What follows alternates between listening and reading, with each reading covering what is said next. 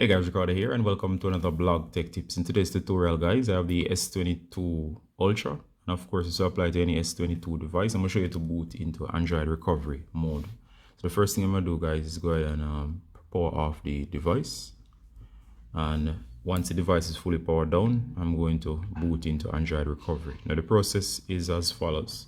So you're going to hold down power, volume up, and you're going to hold both. Once you hold both, you're going to keep holding until it boots into Android recovery. You can let go of power as soon as you see the first major boot screen. So we're going to start now. When I see the first boot screen, I let go of power and I keep holding the volume up. All right, there you go. So of course, this would be Android recovery. And of course, with Android recovery, it allows you to, let me move a little closer. Android recovery allows you to basically go into a mode that you can use to wipe your device. Now, as you can see here, you can use volume up and down to navigate and power to select. So of course, we're gonna go all the way over to the option here that says,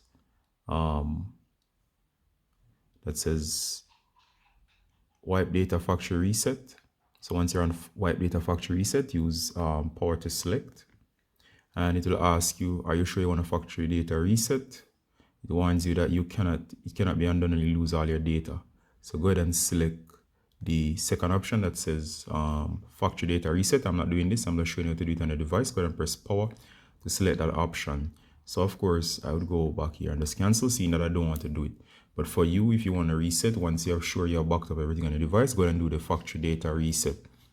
And of course, it will wipe your device clean.